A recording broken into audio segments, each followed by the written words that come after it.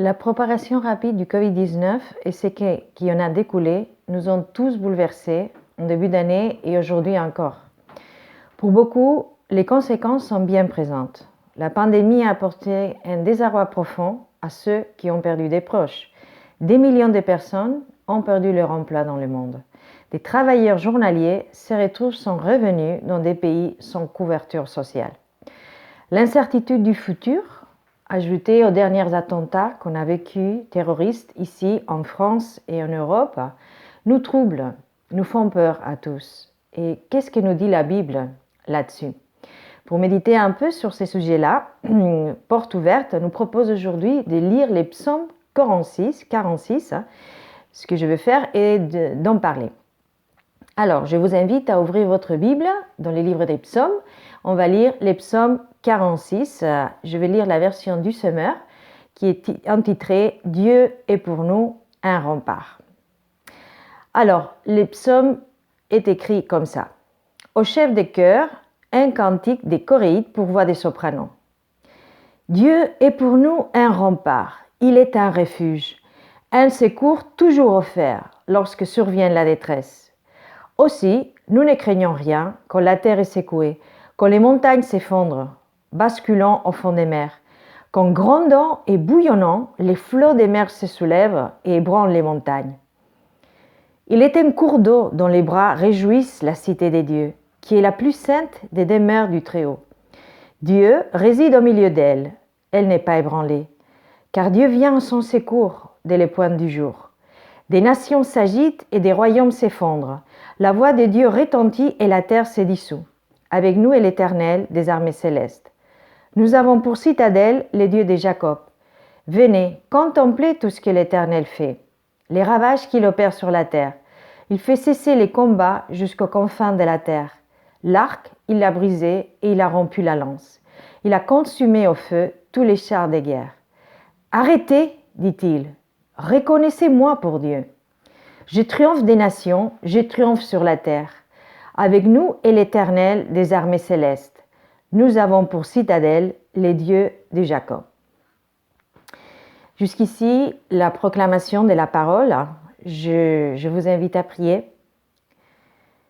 Merci notre Père pour ce temps que tu nous accordes ensemble, même si c'est virtuel, pour partager ta parole, pour être nourri par elle.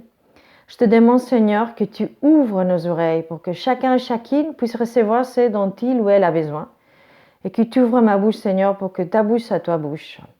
Et je demande ça au nom de Jésus. Amen.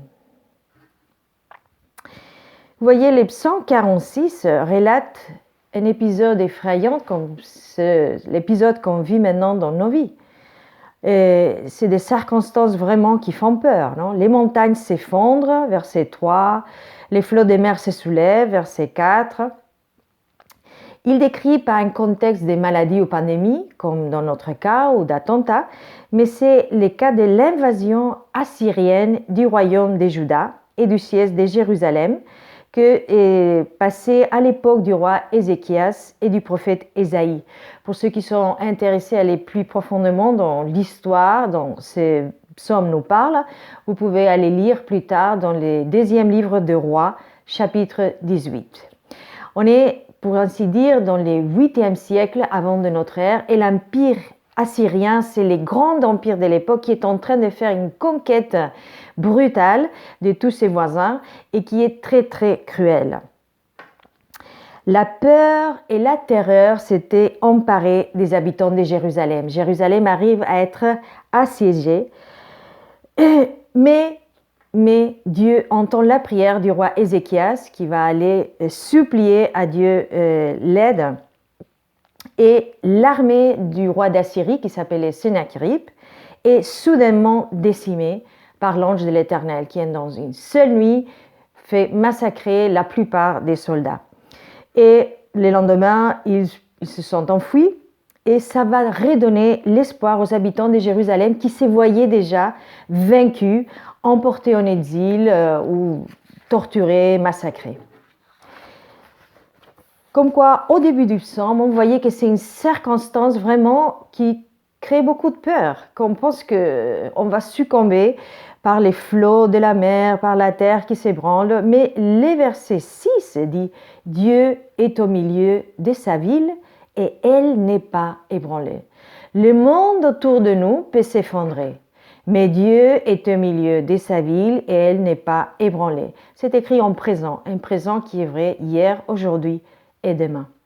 Alors l'auteur de ces psaumes nous dit que, verset 1, « Dieu est pour nous un refuge et un rempart, un secours toujours offert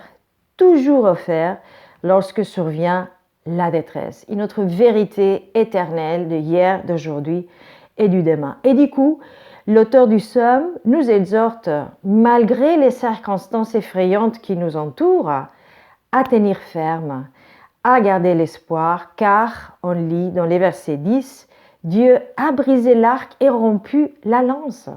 Il a détruit par le feu les chars de guerre. Les ennemis qui venaient attaquer Jérusalem, ce n'est pas les habitants de Jérusalem, le roi Ézéchias et son armée qui les ont combattus, c'est l'ange de l'Éternel, c'est l'Éternel lui-même qui a combattu pour eux.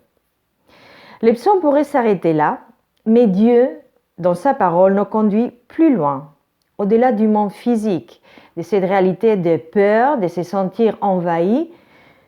Au verset 11, il nous donne un ordre un peu inattendu. Il dit « arrêtez, arrêtez ». Ce n'est pas un appel à ralentir, à changer des pas, c'est un appel à cesser toute activité physique ou mentale. Et on pourrait se dire, mais pourquoi s'arrêter? Bon, pour mieux connaître les cœurs du peur. Il faut s'approcher du peur pour qu'il s'approche de nous. C'est ce qui nous rappelle l'apôtre Jacques dans son épître, chapitre 4, verset 8. « Approchez-vous de Dieu et il s'approchera de vous. » Les chemins que nous devons emprunter, selon c'est écrit dans ces psaumes, c'est l'arrêt. Quand tout s'effondre autour de nous, quand il y a plein de choses qui nous secouent dans tous les sens, il faut s'arrêter.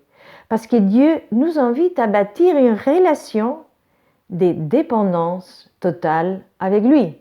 Ce n'est pas nous et nos efforts et nos connaissances qui vont nous faire sortir de la situation, c'est notre dépendance totale et c'est lui qui va combattre pour nous.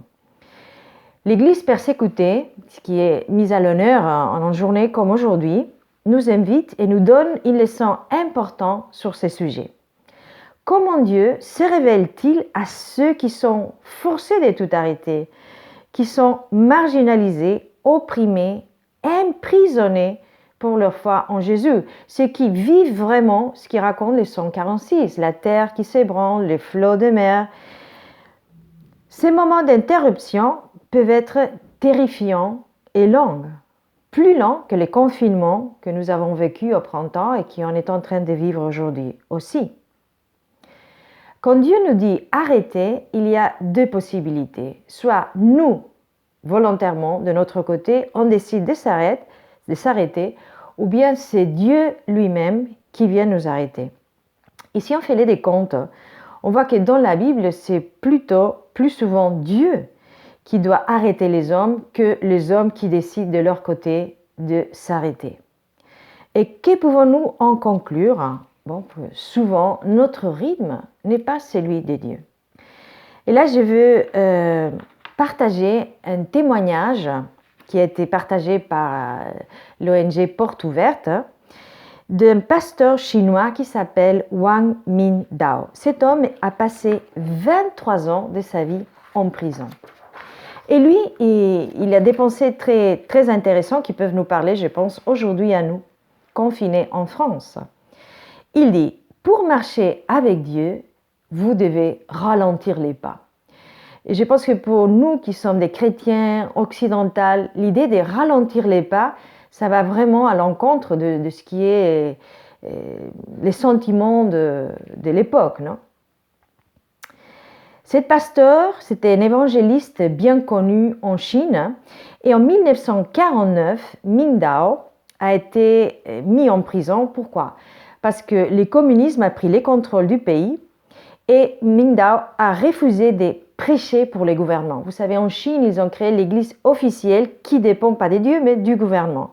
Et Ming Dao a dit, non, je ne vais pas faire ça. Du coup, il a passé 23 ans en prison. Et il a écrit au sujet. Quand on m'a jeté en prison, j'étais désespérée. J'avais 60 ans et j'étais au sommet de ma force. J'étais un évangéliste très connu et j'ai voulu organiser des campagnes d'évangélisation dans toute la Chine. J'étais écrivain. Je voulais écrire davantage des livres. J'étais prédicateur. Je voulais étudier la Bible et écrire davantage des sermons. Mais au lieu de servir Dieu de toutes ces façons-là, je me suis retrouvée seule au fond d'une cellule sombre. On m'avait enlevé tous ceux qui avaient donné un sens à ma vie en tant que serviteur de Dieu. Je n'avais rien à faire si ce n'est apprendre à connaître Dieu. Et pendant 20 ans, j'ai eu avec Dieu la plus belle relation de toute ma vie. La cellule a été les moyens que Dieu a utilisés.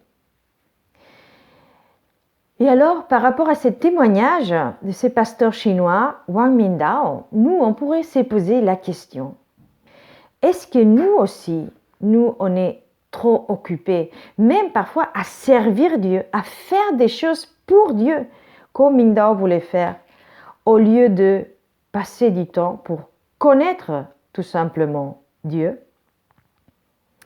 Dieu nous fait marcher au pas parce que Dieu aime sa création. Il aime s'y promener et rencontrer sa créature, comme tout au début on lit dans les livres de la Genèse. Dieu parcourait la terre pour s'entretenir avec Adam et Ève. La question qu'il pose au début, Dieu, après la chute, où es-tu? La question qu'il lui pose à Adam, c'est une question physique, mais c'est aussi une question spirituelle. Si Dieu vient et nous pose la question, où es-tu? Qu'est-ce qu'on va lui répondre par rapport à notre relation? Quand j'ai lisé ces témoignages de Mingdao, ça m'a vraiment percuté parce que moi aussi, j'aimerais passer plus de temps à comprendre mieux la Bible, à l'étudier, à savoir plus des choses, à écrire, à faire des vidéos, voilà, qui est tout très bien. Mais je me rends compte qu'à la fin de la journée, le vraiment important, c'est connaître Dieu, passer du temps avec lui. Et je me dis que moi, comme parent, peut-être je fais un peu les mêmes faux pas par rapport à mes enfants. Moi, comme parent, j'essaye de faire plein de choses pour mes enfants. Je les cuisine, je les achète des choses, je les organise des activités. Voilà, je m'occupe d'eux, je dévoue plein de temps à faire des choses pour eux. Mais parfois, en fait, je me rends compte que ce que mes enfants veulent, c'est être avec moi. Mon temps, que je passe de temps avec eux sans rien de spécial nécessairement. Et c'est là qui est vraiment difficile. Je vais faire des choses pour eux, mais est-ce que je veux vraiment passer du temps avec eux? C'est une autre chose. Il ne faut pas oublier que nous avons été créés premièrement pour être en communion avec Dieu et deuxièmement pour les servir. Il est normal de travailler et de faire des choses, mais si nous ne ralentissons pas les pas de temps en temps, nous allons manquer Dieu et la communion avec lui qu'il veut nous offrir. Pour Wang Mingdao, la persécution et la cellule ont été une bénédiction à la fin de la journée, on peut le dire comme ça. En tout cas, l'occasion de réapprendre à marcher, à ralentir, à s'arrêter pour pouvoir renouer cette communication, cette communion avec Dieu. Si nous voulons que Dieu soit plus réel, peut-être nous devrions aussi commencer par ralentir les pas de notre propre décision et pas attendre que Dieu nous arrête, et trouver une allure spirituelle qui est en fait imposée aux persécutés pour qu'on puisse connaître Dieu avant même de les servir. Et on a l'exemple du Maître, c'est-à-dire de Jésus.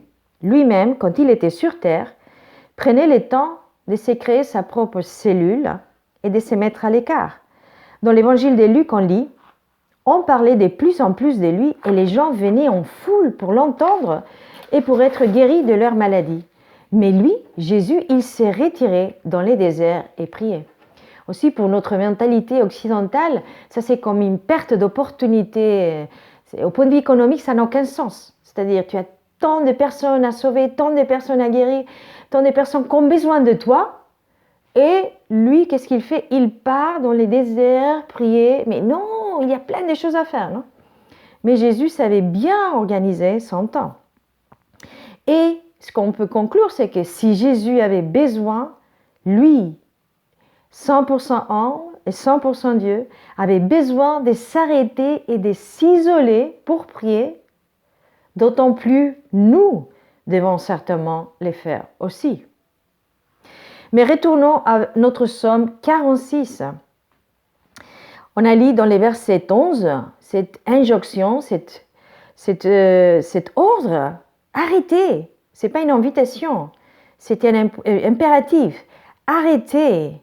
Pourquoi? Reconnaissez-moi pour Dieu. Sachez que je suis Dieu. Est-ce qu'on sait vraiment qu'il est Dieu et que nous ne sommes rien?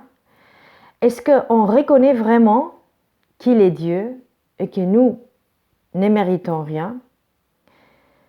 Je crois que souvent, nous sommes trop enclins à nous remettre consciemment ou inconsciemment sur les devants de la scène, comme si le monde entier tournait autour de nous et de notre vie et de nos circonstances. Et nous pensons être dignes de quelque chose de la part de Dieu. Nous pouvons avoir tendance à nous dire à nous-mêmes, nous avons fait notre part et Dieu fait la sienne. Il nous bénit parce que nous avons bien agi. J'ai fait ça, du coup Dieu fera ça. J'ai fait bien, du coup Dieu va me bénir. Mais Dieu est Dieu, il est souverain. Et qui sommes-nous pour prétendre à quoi que ce soit? À l'instar du roi David, nous pouvons demander qu'est-ce qu'est l'homme? Qu'est-ce qu'est l'homme, l'être humain, pour que toi, le créateur de l'univers, du ciel et de la terre, pour que toi tu te souviens de lui? Souvent, notre nature nous pousse à réclamer un dû, une récompense, une reconnaissance, une faveur. Écoute, moi j'ai fait ça, alors je mériterai cette autre chose.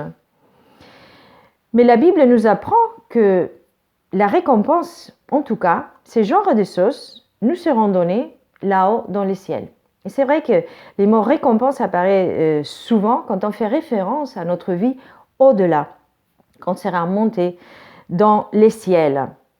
Dans la première lettre de Pierre, chapitre 5, verset 4, c'est écrit par exemple « Et lorsque le souverain pasteur paraîtra, vous obtiendrez la couronne incorruptible de la gloire. » On parle de plusieurs couronnes qui sont rendues comme récompense aux fidèles. Mais quel est mon rôle et ma position sur cette terre? La Bible me dit que plutôt je dois me considérer comme nous tous, on doit se considérer comme des serviteurs. En fait, quand vous pensez à la traversée qui font les peuples d'Israël, la sortie d'Égypte, la rentrée dans les pays des Canaan, les peuples d'Israël passent d'être serviteurs du pharaon et d'aider à bâtir les pyramides, pour ainsi dire.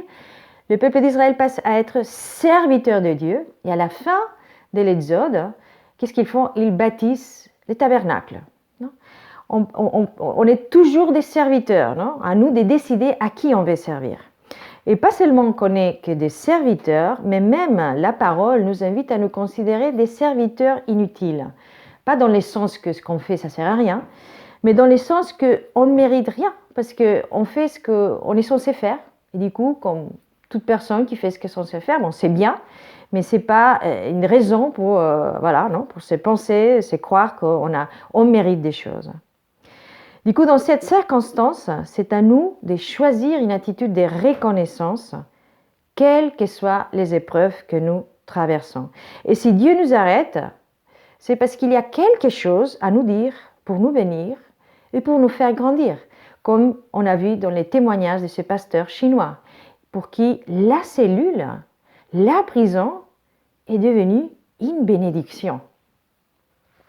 Et du coup, je voudrais finir, j'arrive déjà à la conclusion, par ces paroles pleines de bon sens, je pense, du pasteur Wang Mindao, qui disait « Pour marcher avec Dieu, il faut ralentir les pas ». Aussi, dans ce même sens, il recommande de simplifier la vie et reconnaître Dieu. Et c'est lui aussi qui dit « Nous avons premièrement été créés pour être en communion avec Dieu et seulement, deuxièmement, pour les servir. Si nous ne ralentissons pas les pas de temps en temps, nous allons manquer Dieu et la communion qu'il veut nous offrir. » Ces paroles nous invitent à faire un choix. Prendre l'attitude de Jésus, de s'isoler régulièrement. Maintenant, on est forcé à être isolé d'une certaine manière. Du coup, profitons de cette opportunité. Et faisons comme Jésus, je disais, qui s'isolait régulièrement sur la montagne. Pour faire quoi? Pour être en communion avec le Père. Faisons-nous pareil. Ou sinon, on devra attendre que Dieu lui-même nous impose une période d'arrêt forcé. Vivons cet arrêt comme un Shabbat, un moment de rien faire. Le mot Shabbat, ça vient d'un verbe hébreu qui veut dire s'asseoir, rien faire. Que pour notre mentalité occidentale, ça va être un peu, contre nature. Mais non, il faut s'arrêter. Notre vie est bien souvent beaucoup trop agitée. Et même notre service pour Dieu. Il peut être trop effréné. Et à l'exemple du pasteur Wanda Mindao, on peut apprendre à profiter de l'occasion qui nous est donnée pour trouver les cadeaux, les trésors que Dieu a préparés pour nous. Dieu veut nous offrir l'immense privilège de passer du temps avec lui. Et peut-être de redécouvrir qui il est. Il est le Dieu de l'univers. Et il ne faut pas oublier que grâce au sacrifice de Jésus à la croix, l'accès au Père nous est ouvert tout le temps, toujours, 24 heures sur 24 heures, 7 jours sur 7.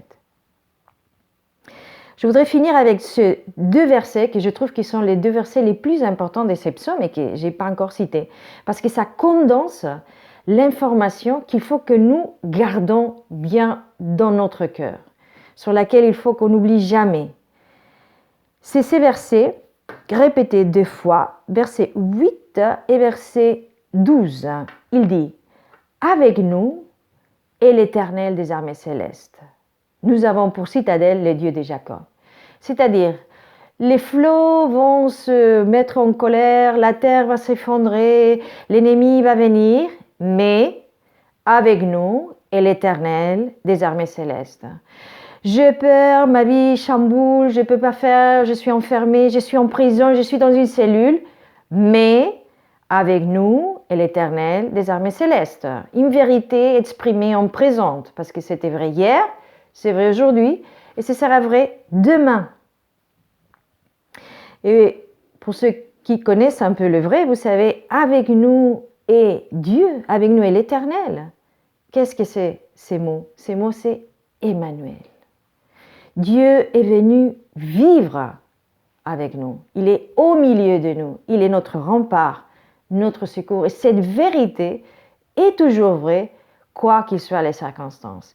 Et il veut pas seulement être parmi nous, il veut que nous soyons avec lui aussi, qu'on passe notre temps en communion avec lui. Alors ça, c'est ma prière pour nous tous, pas seulement pour cette semaine, mais aussi pour cette saison qui s'ouvre de peur peut-être, de se sentir attaqué par l'ennemi, des confinements, cherchant notre rempart, notre secours dans ce Dieu qui est avec nous. Et je finis par une petite prière.